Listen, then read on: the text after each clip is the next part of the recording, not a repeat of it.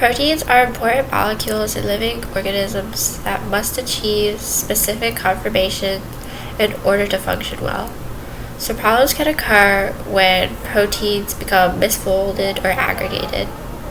Chaperone proteins aid in efficiently folding other proteins. One type of chaperone protein is small heat-shock proteins, which hold onto other proteins to prevent them from further misfolding. I looked at one specific small heat-shock protein in particular called HSP12.6, which has been shown in C. elegans to co-localize with biofilaments in the muscles of these organisms.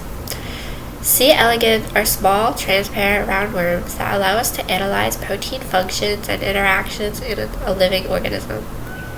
In order to learn more about the role of HSP12.6 in muscle protein misfolding, I looked at the effects of overexpressing and deleting HSP12.6 in a mutant strain of worms with protein misfolding in the muscles.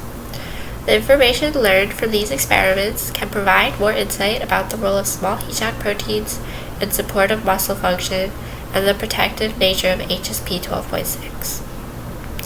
Throughout this project, I used a strain of worms with a mutation in UNC15, which codes for paramycin, an important structural protein in the muscles of C. elegans.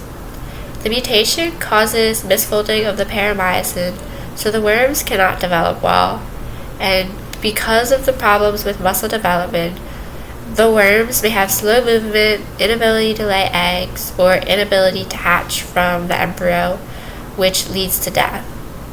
This muscle dysfunction phenotype of this mutant is more pronounced at higher environmental temperatures, which can be seen in the images of the mutant strain's paramycin. At 15 degrees Celsius, the paramycin seems well organized, but at 25 degrees Celsius, the proteins are aggregated. I looked to see if overexpression of HSP12.6 can rescue some of the muscle dysfunction of the UNC15 mutant at the temperatures of 50 degrees and 20 degrees Celsius. At 20 degrees Celsius, I saw that less UNC15 mutant worms that had the overexpression of HSP12.6 died as embryos compared to the usual UNC15 mutant worms. These results show that overexpression of HSP12.6 does rescue muscle dysfunction of the UNC15 mutant caused by protein misfolding. In the future, I want to see if overexpression of HSP12.6 can also rescue the more severe muscle misfolding of these worms at 25 degrees Celsius. I also wanted to test if deleting HSP12.6 would worsen the protein misfolding and muscle dysfunction of these worms. To test this, I needed to create a strain with both the deletion and the UNC15 mutation. But before crossing the muscle mutation with the deletion, I have to backcross the deletion strain. This process of backcrossing introduces wild-type genes into the deletion strain, so that way the deletion is the only mutation present in the strain.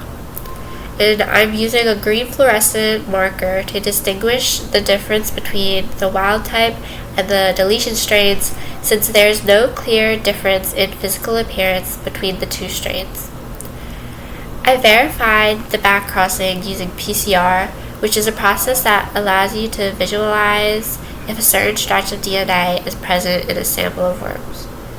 If the HSP12.6 is deleted in the strain, then there should be a band at around 400 base pairs.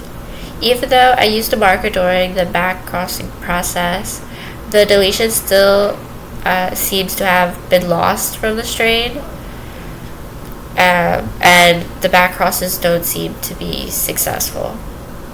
In the future, I plan to troubleshoot the issues with the deletion strain and the backcrossing, and finish creating the strain with the UNC15 mutation and the HSP12.6 deletion. After, I want to test the mobility of this strain to check if the deletion of HSP12.6 will worsen the muscle dysfunction experienced by this mutation, and hopefully this will provide more insight on the role of HSP12.6 in supporting muscle function.